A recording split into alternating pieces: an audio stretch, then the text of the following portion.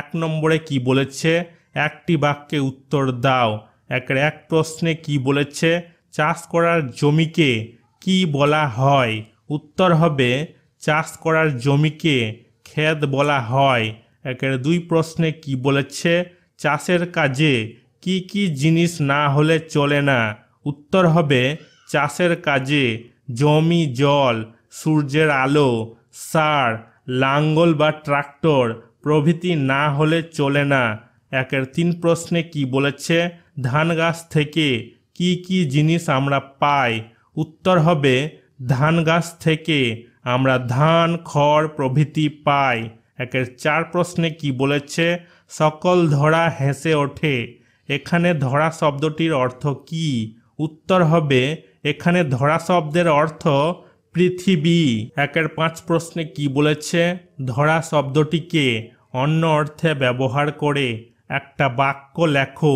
উত্তর হবে ধরা, জাল দিয়ে পুকুর থেকে মাছ ধরা হলো। একের ছয় প্রশ্নে কি বলেছে, পুলক শব্দটি দিয়ে একটা বাক্য রচনা করো। উত্তর হবে পুলক।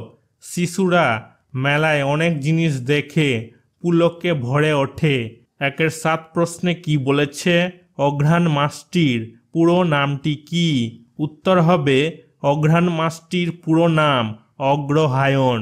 দুই নম্বরে কি বলেছে, শূন্য স্থানে ঠিক বর্ণ বসিয়ে শব্দ তৈরি করো।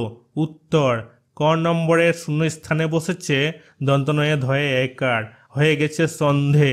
খ নম্বরে শূন্য স্থানে বসেছে দন্তনয়ে ধ, হয়ে গেছে গন্ধ। গ নম্বরের শূন্য স্থানে বসেছে কয়ে মধ্যনস্য, হয়ে গেছে বৃক্ষ। ঘ নম্বরে শূন্য স্থানে বসেছে মধ্যনস্য, হয়ে গেছে শীষ। ওয়া নম্বরে শূন্য স্থানে বসেছে ঘয়রপলা আকার, হয়ে গেছে অঘ্রাণ।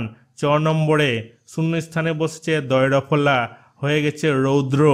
তিন নম্বরে কি বলেছে, তোমার পড়া গানটির একটি পংক্তি নিচে দেওয়া আছে, তার পরের দুটি লাইন গান থেকে তুমি লেখো।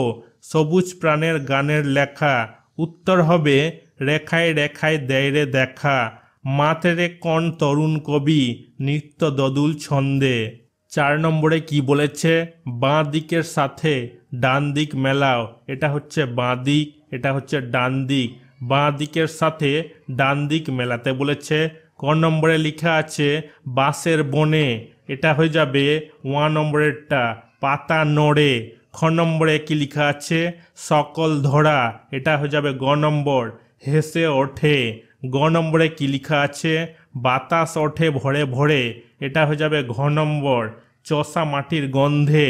ঘ নম্বরে কি লেখা আছে, মাঠে মাঠে বেলা কাটে, এটা হয়ে যাবে খ নম্বরেরটা সকাল হতে সন্ধে। ওয়া নম্বরে কি লেখা আছে, ধানের শীষে, এটা হয়ে যাবে ক নম্বরেরটা পুলক ছোটে। পাঁচ নম্বরে কি বলেছে, শূন্য স্থান পূরণ করো। পাঁচের এক, সুর দিয়ে গাওয়া হয় গান, আর রেখা দিয়ে যে কাজ করা হয় তা হলো লেখা। পাঁচের দুই, অঘ্রাণ মাসের আগের মাসের নাম হলো কার্তিক।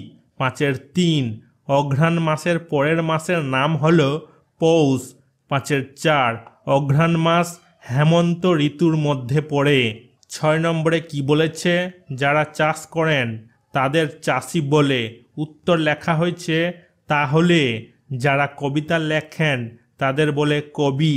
যারা কাঠ দিয়ে খাট, চেয়ার, টেবিল, আলনা, দরজা, জানালা বানান তাদের বলে ছুতর। যারা ইটের বাড়ি বানান তাদের বলে রাজমিস্ত্রি। যারা মাটির বাড়ি বানান তাদের বলে ঘরামি। যারা মাছ ধরেন তাদের বলে জেলে। সাত নম্বরে কি বলেছে, নিচের বাক্যগুলির দাগ দেওয়া অংশে কোনো না কোনো কাজ বোঝাচ্ছে। তুমি গানটি থেকে এমন আরও কয়েকটি কথা বের করে নিচে লেখো যা দিয়ে কাজ করা বোঝায়। ক নম্বর রৌদ্র ওঠে। খ নম্বর বৃষ্টি পড়ে। গ নম্বর পাতা নড়ে। ঘ নম্বর চাষ করি আনন্দে। উত্তর এখানে আরও লেখা হয়েছে ওয়া নম্বর বাতাস ওঠে, এখানে হয়ে যাবে ওঠে। চ নম্বরে মাতেরে, সম্পূর্ণটাই হবে। ছ নম্বর পুলক ছোটে, এখানে হয়ে যাবে ছোটে। বর্গী জিরো নম্বর, হেসে ওঠে, এখানে হয়ে যাবে ওঠে। 8 নম্বরে কি লেখা আছে? সারাদিন বৃষ্টি হলে তুমি দিনটা কিভাবে কাটাবে? নিচে 4 লাইনে লেখো।